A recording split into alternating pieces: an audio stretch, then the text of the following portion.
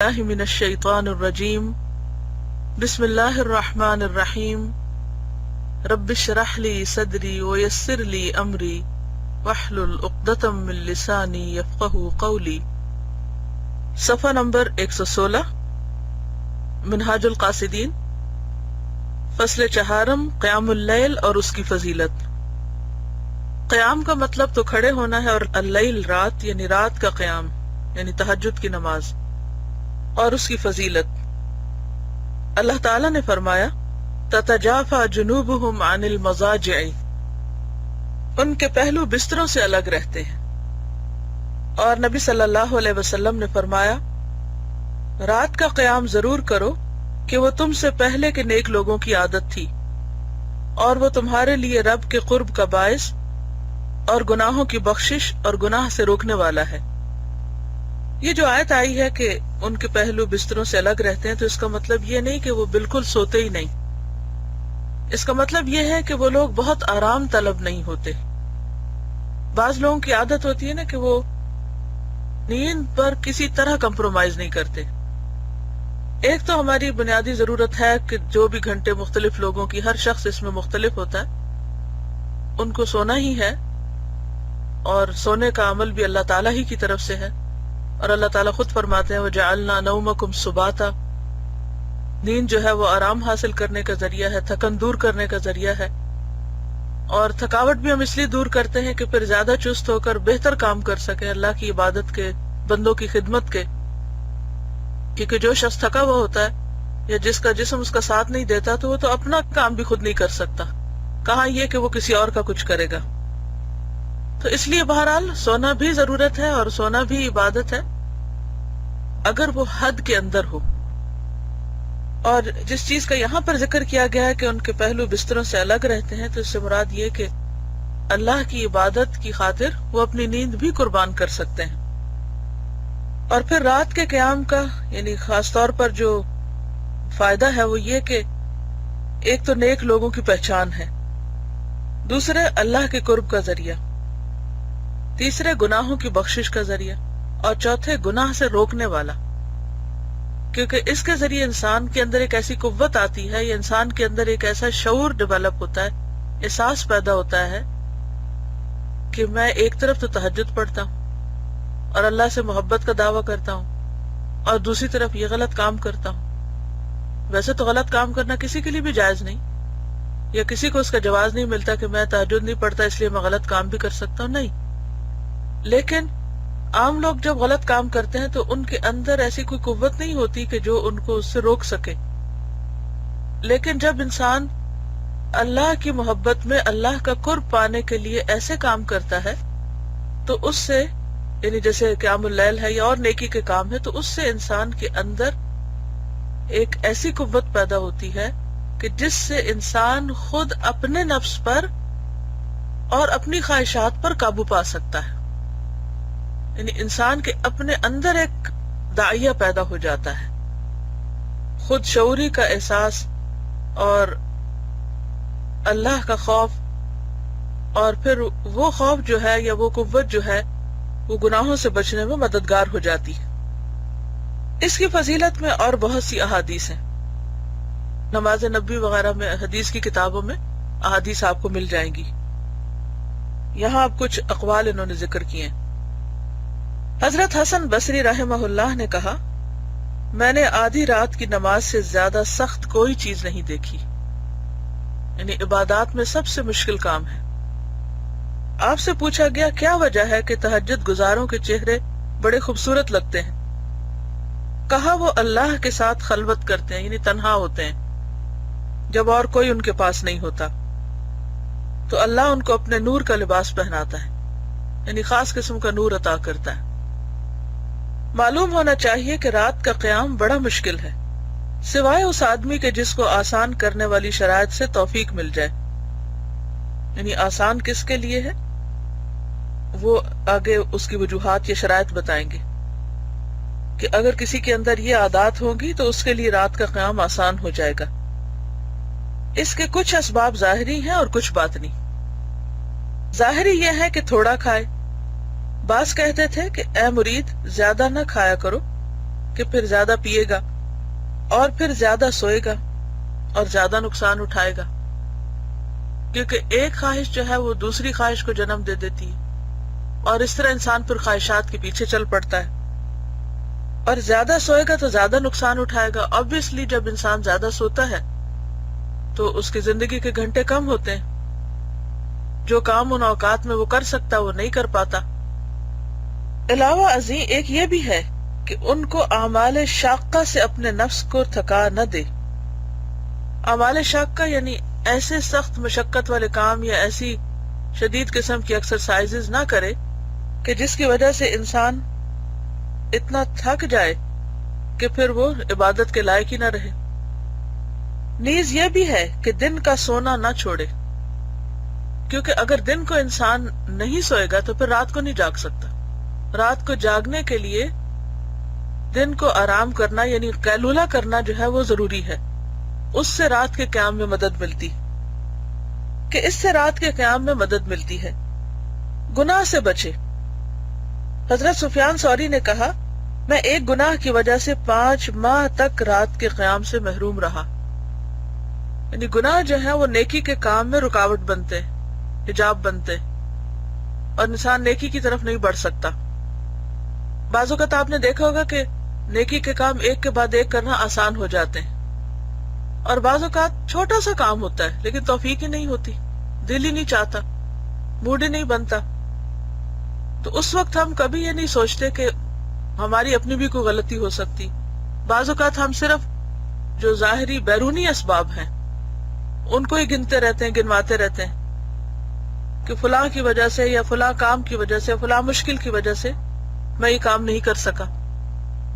لیکن یہ ہے کہ اس میں ہمیشہ ہمیں اپنی غلطی کی طرف بھی توجہ کرنی چاہیے کہ ہم سے کون سا ایسا گناہ ہوا ہے، اور اگر ہم واقعی چاہیں کہ ہم نیکی کے کام کر سکیں اور ہمیں اپنے گناہوں کا احساس ہو، یا بعض اوقات نہ بھی ہو، یا بعض اوقات ہم ان کو بھولے ہوئے بھی ہوں، تو اس رکاوٹ کو دور کرنے کے لیے استغفار ضروری ہے کہ انسان اللہ سے معافی مانگے۔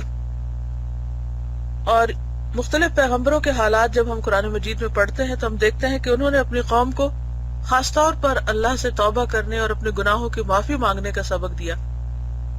کہ انسان جب ان گناہوں کی معافی مانگتا ہے جو وہ جانتا ہے یا جو اس کو یاد ہے، یا وہ گناہ جو اس کو یاد ہی نہیں ہے، تو یہ بہت سی رکاوٹوں اور مشکلات کو دور کرنے کا ذریعہ بنتا ہے۔ ہر ہم اور غم سے انسان کو اس سے نجات ملتی ہے۔ تو جب کبھی ایسا ہو تو انسان استغفار کی کثرت کرے۔ ویکنڈ کی کلاس ہوتی تو اس دفعہ ایک خاتون میرے پاس آئی تو کہنے لگی کہ میں بہت سبق یاد کرتی ہوں پھر مجھے بھول جاتا ہے۔ تو میں نے کہا کہ ایک تو ایج کے ساتھ میموری بھی کمزور ہوتی جاتی انسان کی، لیکن کبھی اگر آپ کو ایسا محسوس ہو کہ کوشش کے باوجود کوئی نیکی کا کام نہیں ہو پا رہا تو آپ استغفار پڑھیں، اور سبق یاد کرنے سے پہلے چند مرتبہ استغفار پڑھیں، پھر اس کے بعد سبق یاد کرنا شروع کریں، تو انشاءاللہ وہ رکاوٹ دور ہو جائے گی۔ تو یہ عام زندگی کے لیے بھی ایک اصول ہے کہ جب بھی کسی کام میں رکاوٹ آئے، جب بھی مشکلات بڑھنے لگے، تو انسان فوراً استغفار کی طرف پلٹے، استغفار کی کثرت کر دے۔ امام ابن تیمیہ کے بارے میں آتا ہے کہ وہ کہتے ہیں کہ بعض اوقات ایک مسئلے کی یعنی قرآن کی جب کوئی آیت مجھے سمجھ نہیں آتی یا کوئی بات مجھ پر کھلتی نہیں تو میں کثرت سے استغفار کرتا ہوں۔ ایک جگہ تو یہ آتا ہے کہ صبح سے دوپہر تک وہ صرف استغفار کیا کرتے تھے تاکہ وہ گرہ کھل جائے جو کھلی نہیں۔ تو یہ ایک حقیقت ہے کہ بعض اوقات کچھ گناہ ایسے ہوتے ہیں، اور سب سے زیادہ تو ہماری زبان کے گناہ ہوتے ہیں، کیونکہ انسان اپنی زبان کی کھیتی کی وجہ سے ہی دنیا میں اور آخرت میں پکڑا جاتا ہے۔ اور بعض اوقات منہ سے نکلی ہوئی غلط باتیں جو ہوتی ہیں وہ انسان کے لیے ہلاکت کا سبب بن جاتی ہیں، اور ہم سمجھتے ہیں ہلاکت شاید آخرت میں ہوگی، لیکن بعض اوقات دنیا میں بھی اس کا وبال سامنے آتا ہے۔ اور اس لیے بے حد ضروری ہے کہ انسان اگر باقی بڑے بڑے گناہوں سے بچتا ہے تو زبان کے گناہوں کی طرف بھی توجہ رکھے۔ تو وہ کہتے ہیں کہ ایک گناہ کی وجہ سے 5 ماہ تک رات کے قیام سے محروم رہا۔ باطنی اسباب یہ ہیں: مسلمانوں کے لیے دل سلیم ہو، یعنی دوسروں کے لیے دل کے اندر بغض، نفرت اور حسد نہ ہو، دوسروں کے لیے منفی جذبات نہ ہو بلکہ مثبت جذبات ہوں، بدعات سے پرہیز کرے اور دنیا کی فضول چیزوں سے منہ پھیر لے، یعنی زیادہ ضرورت اور بیکار اور لایانی چیزوں سے بچے، کیونکہ ہمارا بہت سا وقت لایانی چیزیں ضائع کر دیتی ہیں۔ اسلام کا حسن یہی ہے، من حسن اسلام المرء ترکہ ما لا یعنی، کہ انسان ایسی چیزوں سے کنارہ کشی کرے کہ جن سے اس کا کوئی مطلب نہیں، جو اس کی زندگی میں کوئی اہمیت نہیں رکھتی، نہ دین میں نہ دنیا میں۔ اور یہ کہ دل پر خوف غالب ہو اور امید کوتاہ ہو، یعنی خوف زیادہ امید کم ہو، کوتاہ کا مطلب کم۔ اور یہ کہ رات کے قیام کی فضیلت جانتا ہو، تو یہ ساری چیزیں مل کر اسے رات کو جاگنے میں مددگار ہوں گی اللہ کی عبادت کے لیے۔ دنیا کے لیے جاگنے والے تو بہت ہیں، وہ لوگ رات جو کمپیوٹر پہ بیٹھے رہتے ہیں، ساری رات چیٹ کرتے رہتے ہیں، وہ نہیں تھکتے انسانوں سے باتیں کرتے ہوئے۔ بعض لوگ ٹیلی فون پہ لمبی باتیں کرتے ہیں، وہ بھی نہیں تھکتے، گھنٹے 2 گھنٹے رات کو باتیں کرنا کوئی مشکل نہیں لگتا ان کو۔ لیکن ساری مشکل اس وقت آتی ہے جب انسان اللہ سے ہم کلام ہوتا ہے، اللہ کے آگے کھڑا ہوتا ہے۔ اس پر سب سے زیادہ آمادہ کرنے والی چیز اللہ کی محبت ہے۔ تو گویا اللہ تعالیٰ کی محبت انسان کو قیام اللیل میں مددگار ہوگی، انسان کے قیام اللیل میں مددگار ہوگی۔ اور یہ ایک حقیقت ہے کہ جس سے بھی محبت ہوتی ہے اس کے لیے کیا جانے والا کوئی بھی کام یا اس کے ساتھ کیا جانے والا کوئی بھی معاملہ قطعاً مشکل نہیں لگتا۔ مشکل سے مشکل چیز آسان ہو جاتی ہے انسان کے لیے، کیونکہ انسان محبت سے کر رہا ہوتا ہے، اور گھنٹوں بھی کرتا چلا جائے تو اسے وقت کا احساس ہی نہیں ہوتا، بلکہ وقت گزرنے کا غم ہوتا ہے۔ اور اس پر قوی ایمان کے جب قیام کرے گا تو اپنے رب سے ہم کلام ہوگا، یعنی نماز اللہ سے کلام کرنے کا ذریعہ ہے۔ اسی طرح یہ تصور کہ میں اس کی بارگاہ میں حاضر ہونے والا اور اس کا مشاہدہ کرنے والا ہوں، اپنے رب سے ہم کلامی اس کو لمبے قیام پر آمادہ کرے گی۔ ابو سلیمان رحمہ اللہ نے کہا، رات والے اپنی رات میں اس سے زیادہ لذت پاتے ہیں جتنی کھیل والوں کو کھیل میں لذت ملتی ہے۔ اگر رات نہ ہوتی تو میں دنیا میں رہنا پسند نہ کرتا۔ یعنی ہر ایک کا الگ الگ ذوق ہوتا ہے نا، کچھ لوگوں کا ذوق کھیلنا ہوتا ہے تو وہ سب سے زیادہ کھیل کو پریفر کرتے ہیں، بھوک ہو، نیند ہو، کچھ ہو، لیکن اگر کھیلنے کا موقع مل جائے تو وہ سب کچھ چھوڑ کر کھیلنے لگ جائیں گے، اور کھیل ان کو ہر چیز بھلا دے گی۔ اسی طرح کچھ لوگوں کو عبادت کا اتنا شوق ہوتا ہے، رات کی عبادت کا، رات کو اللہ کے آگے کھڑے ہو کر نماز پڑھنے کا اتنا شوق ہوتا ہے کہ اس کے آگے انہیں ہر چیز حقیر لگتی ہے، اور وہ کہتے ہیں کہ اگر رات نہ ہوتی تو میں دنیا میں رہنا پسند نہ کرتا، کیونکہ رات کی عبادت میں جو لذت ہے وہ دن کی عبادت میں نہیں ہے۔ صحیح مسلم میں ہے کہ نبی صلی اللہ علیہ وسلم نے فرمایا، رات میں ایک گھڑی ہے، جو بھی مسلمان اس میں اللہ تعالیٰ سے کوئی بھلائی مانگے وہ اس کو دیتا ہے، اور ایسا ہر رات ہوتا ہے۔ یعنی رات کے ان اوقات میں دعائیں قبول ہوتی ہیں، خصوصاً رات کے پچھلے وقت، سحری کے وقت۔ اور سحری کے وقت کے استغفار کی بھی بہت فضیلت ہے۔ اگر آنکھ کھل جائے اور اٹھنے کی توفیق نہ بھی ہو تو بستر پہ لیٹے لیٹے بھی استغفار پڑھے، وَبِالْأَسْحَارِ هُمْ يَسْتَغْفِرُونَ، اور سحری کے وقت وہ استغفار کرتے ہیں۔ رات کو زندہ رکھنے کے کئی مراتب ہیں، یعنی درجے ہیں یا طریقے ہیں۔ ایک یہ کہ ساری رات قیام کرے، سلف کی ایک جماعت سے یہ بھی مروی ہے، لیکن نبی صلی اللہ علیہ وسلم سے یہ مروی نہیں ہے۔ دوسرا یہ کہ آدھی رات قیام کرے، یعنی آدھی رات نماز پڑھے، اور یہ بھی سلف کی ایک جماعت سے مروی ہے۔ اور اس میں بہتر طریقہ یہ ہے کہ رات کی پہلی تہائی یعنی پہلے 1/3 اور آخری چھٹا حصہ سو جائے، باقی قیام کرے، یعنی درمیان کا حصہ اٹھ کر۔ تیسرا یہ کہ تہائی رات قیام کرے، یعنی تیسرا حصہ رات کا، پہلی نصف رات اور آخری چھٹا حصہ سوئے، اور یہ داؤد علیہ السلام کا قیام ہے۔ صحیحین میں ہے کہ سب سے زیادہ پیاری نماز اللہ کے نزدیک داؤد علیہ السلام کی نماز ہے۔ آپ آدھی رات سوتے، ایک تہائی رات قیام کرتے، اور پھر چھٹا حصہ سوتے، یعنی پہلے سو جاتے، پھر جاگتے، اور پھر دوبارہ سو جاتے، اور پھر فجر کے لیے اٹھتے۔ آخری رات میں سو جانا اچھا ہے کیونکہ صبح کو چہرے سے نیند کے آثار کو ختم کر دیتا ہے اور چہرے کی زردی کم ہو جاتی، ورنہ انسان دن کے وقت تھکا ہوا نظر آتا ہے، پھر سب پوچھتے ہیں کہ آپ بیمار ہیں۔ آخری رات میں سو جانا اچھا ہے کیونکہ صبح کو چہرے سے نیند کے آثار کو ختم کرتا ہے، اس طرح آخری حصے میں سونا۔ چوتھا یہ کہ رات کا چھٹا یا پانچواں حصہ قیام کرے، یعنی 1/6 یا 1/5، اور اس میں بہتر یہ کہ رات کے آخری حصے میں ہو، یعنی سحری کے وقت، تہجد کے وقت۔ بعض کہتے ہیں یہ آخری چھٹا حصہ بہتر ہے۔ پانچواں یہ کہ وقت مقرر نہ کرے، کیونکہ اس طرح اس کی رعایت کرنا مشکل ہوتا ہے۔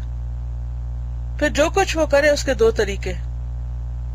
پہلا یہ کہ اول رات میں قیام کرے، جب نیند غالب آ جائے تو سو جائے، پھر جب بیدار ہو تو قیام کرے، پھر نیند غلبہ کرے تو سو جائے، اور یہ سب سے سخت مشقت ہے، اور یہ بھی سلف کی ایک جماعت کا طریقہ تھا، یعنی بعض لوگ اس طریقے سے رات کو اللہ کی عبادت کرتے تھے۔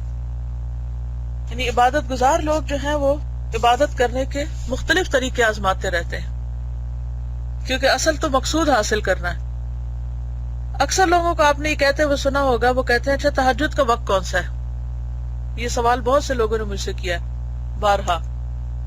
بات یہ کہ تہجد کا کوئی وقت مقرر نہیں ہوتا۔ ہاں یہ بات ہے کہ تہجد کہتے ہیں رات کو سو کر اٹھنا، یعنی نیند توڑنا۔ تو جب سو کر انسان اٹھ کر نماز پڑھتا ہے تو وہ تہجد ہوتی۔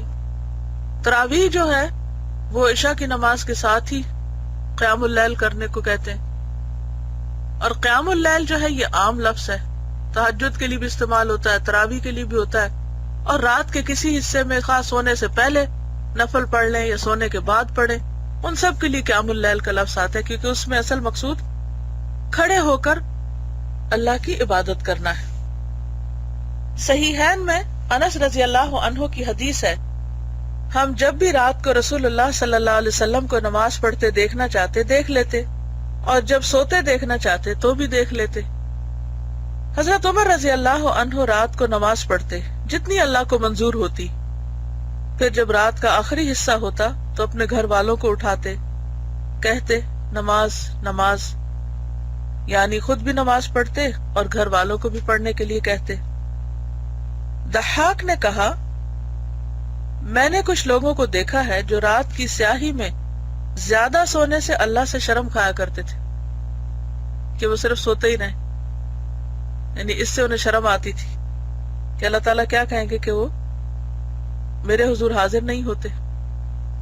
دوسرا طریقہ یہ ہے کہ رات کے شروع میں سو جائے، پھر جب اپنی نیند پوری کر کے جاگے تو باقی حصہ قیام کرے۔ حضرت سفیان ثوری نے کہا، رات کا پہلا حصہ نیند ہے، جب میں بیدار ہوتا ہوں تو پھر نہیں سوتا۔ اب یہ ان کا اپنا ایک طریقہ ہے۔ چھٹا مرتبہ یہ ہے کہ 4 رکعت یا 2 رکعت کی مقدار قیام کرے۔ اچھا یہاں بھی ایک یہ ہے کہ بہت سے لوگ پوچھتے ہیں کہ اچھا تہجد کی کتنی رکعتیں ہوتی ہیں؟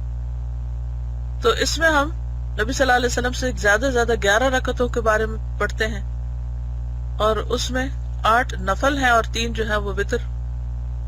لیکن چونکہ یہ نفلی نماز ہے، 2 بھی پڑھ سکتے، 4 بھی پڑھ سکتے، 6 بھی پڑھ سکتے، 8 بھی پڑھ سکتے، اور اگر کسی کو عادت ہے رات کو نماز پڑھنے کی تو پھر اس کے بعد اس کو وتر بھی پڑھ لینا چاہیے۔ آپ نے فرمایا رات کو نماز پڑھا کرو، 4 رکعت پڑھو، 2 رکعت پڑھو۔ یہ اصل میں ضعیف حدیث ہے، لیکن بات یہ ہے کہ دیگر حدیث کو سامنے رکھا جائے تو اس سے پتہ یہ چلتا ہے کہ نفلی نماز میں کوئی پابندی ایس سچ نہیں کہ اگر اٹھو تو ضرور 8 ہی پڑھو، اور اگر 8 نہیں پڑھتے تو کچھ بھی نہ پڑھو، ایسا نہیں ہے۔ لیکن یہ ہے کہ حضرت عائشہ کی روایت کے مطابق یہ پتہ چلتا ہے کہ آپ صلی اللہ علیہ وسلم کی جو 8 رکعتیں ہوتی تھی وہ بھی بہت طویل ہوتی تھی۔ وہ کہتے ہیں کہ مت پوچھو ان کا طول اور مت پوچھو ان کا حسن، کہ وہ کس طرح وہ پڑھتے تھے اور کتنا زیادہ قیام کرتے تھے، حتیٰ کہ ان کے پاؤں سوج جاتے تھے۔ سنن ابی داؤد میں ہے کہ رسول اللہ صلی اللہ علیہ وسلم نے فرمایا، جو رات کو جاگے اور اپنی بیوی کو بھی جگائے اور دونوں مل کر 2 رکعت نماز پڑھیں تو وہ اللہ تعالیٰ کو بہت زیادہ یاد کرنے والے مردوں اور عورتوں میں سے لکھے جاتے ہیں۔ طلحہ بن مصرف اپنے گھر والوں کو رات کو قیام کا حکم دیتے اور کہتے 2 رکعتیں ہی پڑھو، آدھی رات کی نماز گناہ ختم کر دیتی ہے، یعنی گناہوں کی معافی کا ذریعہ ہے، یعنی اٹھو کچھ نہ کچھ پڑھو. تو اگر کسی سے کچھ بھی نہیں پڑھا جاتا تو فجر کی نماز سے کچھ منٹ پہلے اٹھ جائے اور اس وقت کم از کم 2 رکعتیں ہی پڑھ لے. غرض رات کی تقسیم کے یہ طریقے ہیں. مرید اپنے لیے وہ طریقہ اختیار کر لے جو اس کے لیے آسان ہو، یعنی جو وہ نبھا سکتا ہو. پھر اگر اس پر آدھی رات کا قیام مشکل ہو تو اسے چاہیے کہ مغرب اور عشاء کے درمیان اور سحر کے وقت کو زندہ رکھے. سحر کا وقت ہوتا ہے سحری کا وقت، جو روزہ بند کرنے کا وقت ہوتا ہے، یعنی فجر سے بالکل پہلے کا وقت جو ہے، تاکہ رات کے دونوں اطراف میں اس کا قیام ہو جائے. اور یہ 7واں مرتبہ ہے. اقم الصلاۃ طرفی النہار وزلفا من اللیل. اس میں اگرچہ عشاء اور مغرب کی نماز آتی ہے لیکن تہجد بھی شامل ہو جاتا ہے. جس شخص پر رات کو وضو کرنا اور نماز پڑھنا مشکل ہو، یعنی کچھ لوگ ایسے ہیں کہ جو بالکل نیند نہیں چھوڑ سکتے یا رات کو اٹھ نہیں سکتے، تو ایسی صورت میں وہ کیا کرے؟ تو وہ قبلہ رو ہو کر بیٹھے بیٹھے اللہ کا ذکر کرتا رہے اور جتنا ہو سکے دعائیں کیا کرے، اور اگر بیٹھ بھی نہ سکے تو لیٹے لیٹے. الذین یذکرون اللہ قیاما وقعودا وعلی جنوبہم. تو علی جنوبہم میں پہلوؤں پر، یعنی لیٹے ہوئے. اگر وہ بیٹھ نہ سکے تو لیٹ کر ہی دعا کرتا رہے. یعنی رات کے ایک حصے میں کچھ نہ کچھ ذکر، کچھ نہ کچھ دعا، اللہ سے استغفار اور معافی ضرور مانگنی چاہیے، حتیٰ کہ جس وقت آنکھ کھلے کچھ نہ کچھ اللہ کا ذکر ضرور ہو. جس کے اوراد رات کو نیند کے غلبے کی وجہ سے رہ جائیں تو وہ نماز ضحیٰ کے بعد ان کو پورا کر لے. یعنی اگر ایک شخص کو تہجد کی عادت ہے، رات کو ذکر کی عادت ہے، اور کسی بیماری کی وجہ سے، تھکاوٹ کی وجہ سے، کسی اور مشکل کی وجہ سے وہ نہیں رات کو پڑھ سکا نماز یا ذکر نہیں کر سکا، تو ایسی صورت میں فجر کے بعد انتظار کرے حتیٰ کہ سورج نکل آئے اور پھر نفل نماز پڑھے، اور اس میں رات کے چھوٹے ہوئے ذکر یا نماز جو ہے اس کو بھی شامل کر لے. اس باب میں حدیث بھی آئی ہے کہ جس کو رات کے قیام کی عادت ہو تو وہ اسے چھوڑ نہ دے، یعنی دن میں اس کا حصہ پورا کر لے. صحیحین میں ہے کہ رسول اللہ صلی اللہ علیہ وسلم نے عبداللہ بن عمر سے فرمایا تھا، تو فلاں آدمی کی طرح نہ ہونا کہ پہلے وہ رات کو قیام کرتا تھا پھر اس نے رات کا قیام چھوڑ دیا. یعنی انسان جب ایک دفعہ شروع کرے تو پھر اس کو نبھائے، لیکن اس ڈر سے کہ میں تو کبھی پابندی کر ہی نہیں سکتا کیونکہ میں نے تو زندگی میں جتنے کام کیے ان میں کبھی پابندی نہیں کی، لہٰذا میں شروع ہی نہ کروں. تو یہ نہیں ہونا چاہیے. یا یہ کہ کسی دن آنکھ کھل جائے، یا پھر یہ کہ کسی دن نیند نہ آئے تو انسان یہ سوچ کر مصلی کے قریب نہ جائے کہ میں نے کون سا دوبارہ آنا ہے یہاں، تو آج بھی کیا کرنا پڑ کے. ہو سکتا ہے اللہ نے اس دن آپ کو اسی لیے اٹھایا ہو کہ آپ اس نماز میں اللہ تعالیٰ سے خوب دعائیں کریں اور وہ دعائیں قبول ہو جائیں، اور ان دعاؤں کی وجہ سے آپ ہمیشہ کے لیے تہجد پڑھنا شروع کر دیں. تو نیکی کے کسی بھی موقع کو گنوانا نہیں چاہیے اور ہمیشہ پر امید رہنا چاہیے، کیونکہ اللہ تعالیٰ آج نہیں تو کل موقع دے دیں گے. اصل بات یہ ہے کہ انسان نیت کرے، ارادہ کرے، کیونکہ انما الاعمال بالنیات. عمل کی توفیق بھی اسی کو ملتی ہے نا جس کی نیت اچھی ہو، جس کا ارادہ پختہ ہو، جس کے دل کے اندر حسرت ہو. اور جو یہ پہلے سے سمجھ لے کہ نہیں، نہ تو میں اٹھ سکتا ہوں، نہ میں نیند چھوڑ سکتا ہوں، اور نہ ہی مجھ پہ فرض ہے، اور میں تو یہ کر ہی نہیں سکتا، تو اگر ایسی سوچ ہو کسی کی تو پھر تو وہ کبھی نہیں کر سکے گا. اگر نہ بھی کر سکے تو کم از کم دل میں حسرت رکھیں، دعا کریں، اللہ سے توفیق مانگے، تو اللہ تعالیٰ ہو سکتا ہے کہ نیت کا ہی اجر دے دے. پھر ہے فضیلت والے دن اور راتیں. راتیں جو زائد فضیلت کی حامل ہیں، یعنی جن میں عام راتوں سے زیادہ عبادت کا فائدہ یا فضل ہے، اور جن کو زندہ رکھنا مستحب ہے، وہ 15 ہیں. ان میں سے بعض تو صحیح ہیں اور بعض جو ہے وہ ضعیف روایات پر مبنی ہیں. بہرحال چونکہ انہوں نے لکھا تو میں پڑھ دیتی ہوں. مرید کو ان سے غافل نہیں ہونا چاہیے، کیونکہ تاجر اگر منافع کے موسم سے غافل ہوگا تو کم منافع حاصل کرے گا. ان راتوں میں سے 7 رمضان شریف میں ہیں. پہلی 17 رمضان کی رات، یہ وہ رات ہے جس کی صبح کو بدر کی جنگ ہوئی، کیونکہ اس رات میں لوگوں نے جو دعائیں مانگی تھی وہ قبول ہوئی، تو شاید اس مناسبت سے یہ اس رات کو بھی ذکر کر رہے ہیں. جبکہ سنت سے ایسی کوئی چیز ثابت نہیں. اور باقی 6 آخری عشرے کی وتر راتیں ہیں، یعنی 21ویں، 23ویں، 25ویں، 27ویں اور 29ویں رات، کہ ان میں لیلۃ القدر کی تلاش کی جاتی ہے. اور لیلۃ القدر کیا ہے؟ خیر من الف شہر. اس کی فضیلت قرآن اور سنت دونوں سے ثابت ہے. یہ واقعی فضیلت والی رات ہے، 1000 مہینوں سے بڑھ کر ہے. باقی 8 راتیں یہ ہیں: محرم کی پہلی رات، اس کے بارے میں بھی کوئی صحیح حدیث نہیں ملی مجھے. عاشورہ کی رات، اس کا بھی کوئی ایسا سورس نہیں. رجب کی پہلی رات کا بھی نہیں. رجب کی 15 یہ بھی نہیں. 27 کی رات کہ وہ معراج کی رات ہے، اس کے بارے میں بھی کسی خاص عبادت کا کوئی ذکر نہیں. 15 شعبان کی، اس کا بھی کوئی خاص ذکر نہیں. اور عرفہ کی رات اور دونوں عیدوں کی راتیں، دونوں عیدوں کی راتوں والی روایت بھی کمزور ہے. اور عرفے کی رات جو ہے یہ تو بہرحال بہترین دن ہے سال کے اور بخشش کے، تو ان ساری راتوں میں عبادت اور دعائیں قبول ہوتی ہیں. ان میں سے بعض راتوں میں نمازیں بھی بیان کی جاتی ہیں لیکن وہ ثابت نہیں، تو خاص عبادت بھی کوئی ایسی ثابت نہیں اور نہ ہی ان راتوں کی فضیلت ثابت ہے. لیکن بہرحال یہ راتیں عام راتوں کے مقابلے میں مختلف راتیں ضرور ہیں اپنے خاص تاریخی پس منظر کی وجہ سے. اسی طرح فضیلت والے دن 19 ہیں. عرفہ کا دن، کیونکہ سب سے زیادہ سال میں اس دن بندوں کی بخشش ہوتی ہے، جہنم سے رہائی ہوتی ہے. عاشورہ کا دن، 10 محرم کا روزہ جو ہوتا ہے وہ 1 سال کے گناہوں کی معافی کا ذریعہ ہوتا ہے. 27 رجب کا دن، اس کی کوئی اتھینٹسٹی نہیں. یہ وہ دن ہے جس میں حضرت جبریل نبی صلی اللہ علیہ وسلم کے پاس وحی لے کر آئے.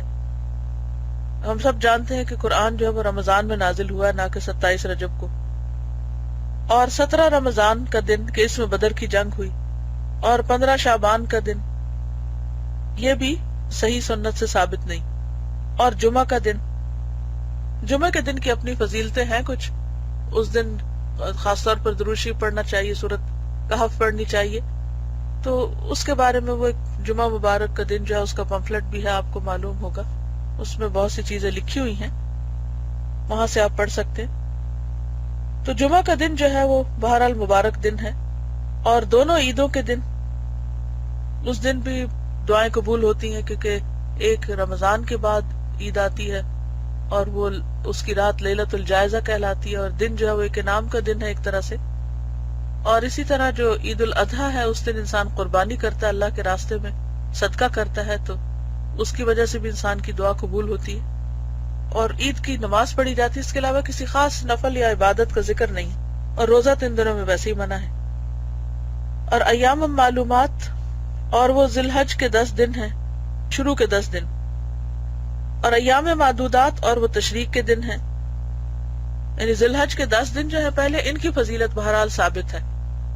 اور انہی کے بارے میں بعض روایتوں میں آتا ہے وَلَيَالٍ عَشْرٍ سے مراد یہی پہلے 10 دن ہے، کیونکہ حدیث میں آتا ہے نا کہ کوئی بھی عمل جو ان دنوں میں کیا جاتا ہے اس سے بڑھ کر کوئی اور عمل افضل نہیں جو اس کے علاوہ دنوں میں کیا جاتا ہے.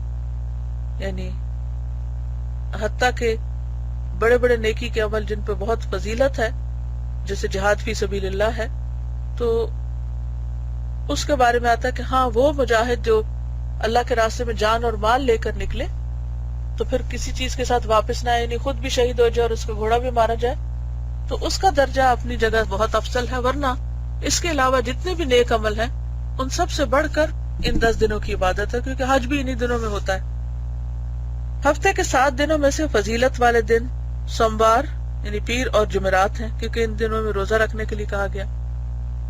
ایام 20 چاند کی 13، 14 اور 15 ہیں، اور ان کی بڑی فضیلت ہے باللہ التوفیق. تو بات یہ ہے کہ یہ مخصوص دن اور راتیں کچھ انہوں نے بتائی ہیں جن میں سے کچھ اوتھینٹک ہے اور کچھ نہیں. لیکن اصل بات یہ ہے کہ صحیح حدیث کے مطابق اللہ تعالیٰ ہر روز رات کے آخری حصے میں آسمان دنیا پر تشریف لاتے ہیں اور پکارتے ہیں کہ ہے جو کوئی مجھ سے مانگے تو میں اسے دوں، ہے جو کوئی مجھ سے بخشش مانگے تو میں اسے معاف کر دوں. تو وہ دعاؤں کی قبولیت کا وقت ہوتا ہے، اور ایسا سال کی ہر رات میں ہوتا ہے، صرف مخصوص راتوں میں نہیں. تو اس لیے انسان صرف مخصوص راتوں میں جا کر اور باقی راتوں میں کچھ بھی نہ کرے تو یہ بھی نہیں ہونا چاہیے. انسان کو اپنی ہمت اور استطاعت کے مطابق جتنی بھی عبادت کی توفیق ہو اللہ کے حضور عبادت کرتے رہنا چاہیے. اللہ تعالی ہم سب کو اس کی توفیق عطا فرمائے. اور یہ کتاب الاوراد کا آخر ہے اور یہی عبادات کے رب کا آخر ہے. تو اس کے بعد انشاءاللہ جو نیا چیپٹر شروع ہوگا وہ اس کا موضوع تھوڑا بدل جائے گا، لیکن وہ بھی چونکہ ہمارے عام روزمرہ زندگی سے متعلق معاملات ہیں تو انشاءاللہ اس سے بھی اللہ تعالی ہمیں فیض پہنچائے گا. جو اگلا کتاب الطعام ہے، یعنی کھانے پینے وغیرہ کے آداب جو ہیں وہ بھی زندگی کا حصہ ہیں. اور اگر ایک مومن کے زندگی کے سارے اعمال جو ہیں وہ صحیح طریقے پر ہوں تو وہ سارے کے سارے عبادت ہو جاتے ہیں. یعنی رات کو عبادت کرنا تو عبادت ہے ہی، لیکن دن کے کام کاج میں بھی سنت کو مد نظر رکھتے ہوئے صحیح کام کرنا بھی عبادت میں شمار ہوتا ہے. یہ عبادت کی ایک دوسری قسم ہے. تو اللہ تعالی ہم سب کو اس کی توفیق عطا فرمائے.